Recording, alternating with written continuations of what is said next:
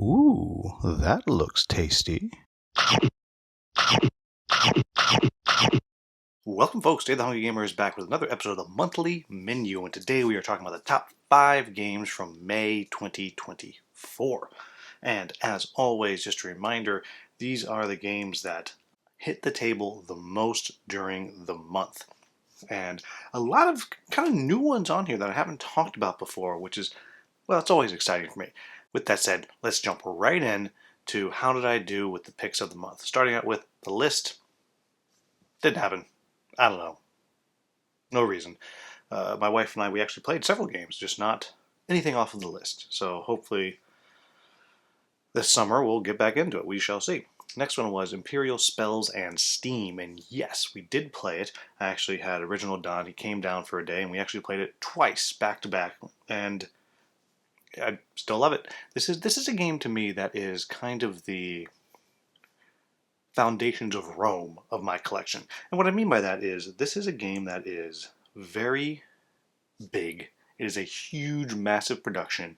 It is arguably overproduced, though I do have all the super deluxe bits, for what is in reality a very light, very fast game. But I just really enjoy it. It's just so clever, it's whimsical, it's pretty to look at, and it has some very interesting, challenging mechanics that you're trying to deal with as you're chaining this tableau together and making a little train that goes around the board. Just very, very cool. Really happy I finally got to play it again. Next one was Rise of the Gnomes. And yes, I did get that played also. If you checked out my Kubla Khan recap video, you'll see that I got a big max player count co-op game with the designer and just had a blast. Just such a good game. Really excellent. Great time there. Next on the list was Revive, and that was one that I actually thought was going to be a gimme because I'd hoped to run a game of it at Kubla Khan. It didn't happen, and then I thought, well, I'll just take it the first day and we'll play, and it just didn't happen. And so back on the shelf again for Revive. Hopefully I'll get it sometime soon to the table, but nope, did not happen. And then the last one from the list was Cosmic Frog, and that's another one that I thought was going to be a gimme, and it just didn't happen. Though I do know for a fact that I will be running a game of it at RageCon, which is at the end of June, so I should put it on the list for next month, but I'm not. Spoiler. But love Cosmic Frog. Hopefully get it to the table soon. It was funny, at the con I was at, there was actually some people talking about it at the table right behind me. And had they busted it out to play, I might have tried to weasel my way in somehow if I could, but they didn't wind up playing. They just talked about it a bit. So anyhow, that's Cosmic Frog. Did not do very well with the picks of the month. Hopefully I'll do better this month. So moving into the top 5 games of the month. Coming at number 5, that is Collab. And I just recently put out a review of this. I think this is a delightfully themed game. It combines worker placement and tableau building, which are two of my favorite Euro mechanics. And the theme is great. The production on it is just fantastic. Everything is wonderful there.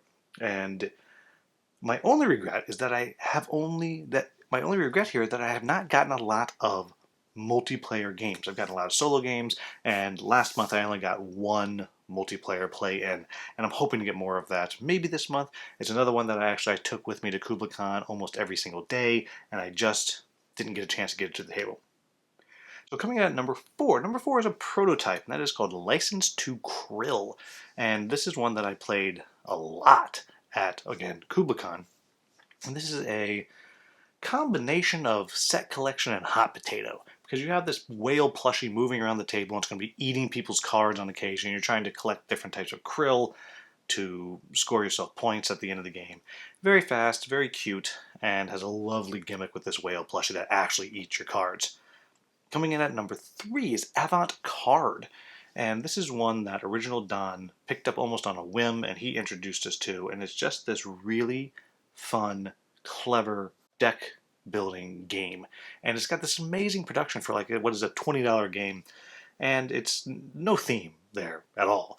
But it's so fast and so clean. It's just a really, really fun game. That actually came at number 3, getting several plays at actually 2 different cons, one at DonCon 3 and then another at Kubla Khan at the end of the month. And I think I even got a game out of it in the middle as well. Coming at number 2 is Tesseract. And I'm going to talk more about Tesseract on the next episode of Boards and Brews. We're going to do a full review of it. I've talked about it a whole bunch before, but actually played it several times at KublaCon, and it's another one that I believe we actually played at the beginning of the month as well. So really always enjoy Tesseract. That's becoming one of my best backs I've ever done on Kickstarter. I'm coming at number one. Number one is a game that, again, was introduced to me at DonCon, but it was just so cute and so clever. I was like, I need to get a copy of this because I think my wife's going to love it. And spoiler alert, she does. This is called Abduction, and I will be having sometime this summer a review coming out of this as well. And this is a game where ostensibly you are aliens abducting ducks and trying to get them into the right patterns as you're swimming around in the space river or space lake that you've kind of created for them. And the art is just adorable. It's a 15-minute game, and you are simply playing cards to rearrange the order of the ducks on your player board. And it has this wonderful production. It is cute as can be, has these awesome little ducks, awesome art, this little silicone spaceship thing that you put all the ducks in, and it just all around super, super cute, and really enjoyed my time playing Abduction. So that brings us to the picks for June. And starting out, of course, we have the list. I have zero confidence of when we're going to play these games, but sometime we will play these games.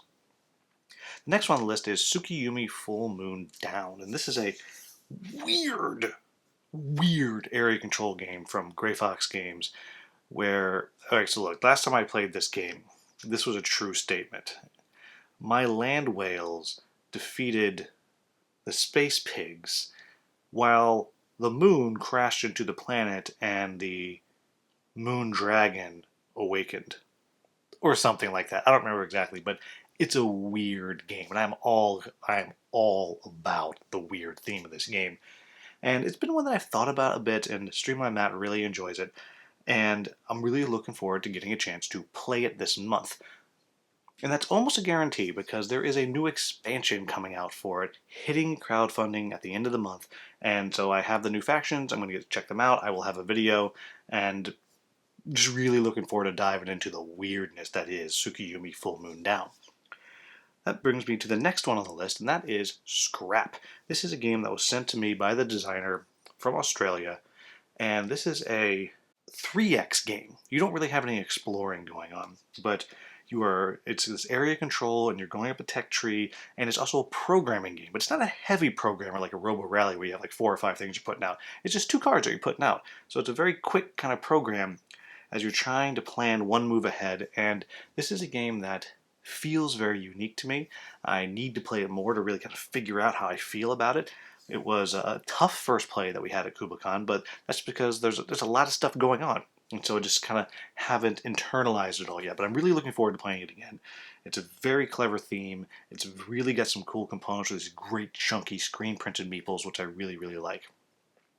That brings us to the next one on the list, and that is going to be Eclipse Second Dawn. And this one should be a gimme. I'm going to go visit Mark Dainty in England, and he said he's going to have a bunch of people over and we're going to play this game.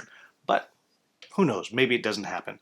And Eclipse is not my favorite 4X game, and 4X is not usually really my genre of choice, but this is one that I really enjoy. It's got a lot of cool stuff going for it. Chucking dice, building your ships, and I don't always have the best luck with it. I usually have pretty bad luck, but it's always enjoyable, so I'm looking forward to playing that.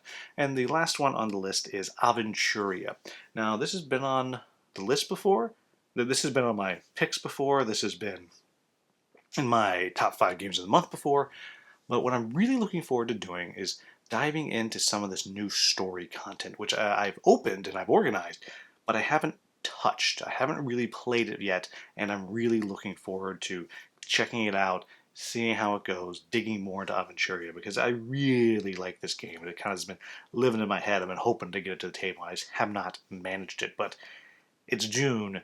I'm taking some trips, but I'm also out for the summer, so I should be able to get this done. So that brings us to everybody's favorite part of the monthly menu, and that is where I say thank you so much to all the channel members. You can see them scrolling across the bottom of the screen right now, and as always, while I am not going to be so tacky as to say I could not do this without the channel members, because I could, I did it before and I would keep doing it, it does make things a little bit easier. It does allow me to feel better about myself sometimes, and it helps me go to conventions and things like that and pick up new games. In fact, I have some games that I'm actually really excited about that I'm trying to see what I can find and get some bits and pieces, and it's going to involve probably some print and play, and I'm going to be doing that and that kind of stuff. This really helps me do it. It's also, of course, convention season, and I get to go to one more convention every year than I usually would. In fact, the channel members and, of course, the YouTube ad revenue is what is allowing me to be able to go to Gen Con this year. So thank you so much for the channel members for helping out. If you're interested in becoming a channel member, it's really easy. Just go right down the first link that you see in the description, click on that, and it'll tell you how to do it. 99 cents a month. It's great. I really appreciate it. It actually really does add up, and there's higher levels as well. And then, of course, thank you to Noble Knight Games, who has given me an affiliate link, and there's a link to that down in the description, which means if you go buy a game from Noble Knight Games, which I do recommend, not just because they are a sponsor, I've used them before, both selling and buying games, and they have a really good collection. You can find some stuff that you can't find, that's sometimes out of print, sometimes it's expensive, sometimes it's less expensive than you think it might be, and they're good. They're really good. It's really good. It's I think, the best place to find games that are hard to find. And so they are kind enough to give me an affiliate link, which means if you want to go buy something, you don't pay anything extra, but I wind up with a little bit of store credit, and they also send me some store credit each month. In fact, I just got in several games that I'm excited to talk about because of this Noble Knight sponsorship, and I'll bring those and I'll point that out when I cover them at some point in the future. So there you have it, folks. That is the top 5 games from May 2024. As always, if you found this video useful, please like, subscribe, share, maybe become a channel member. As always, thank you so much for watching. Have a wonderful, wonderful day.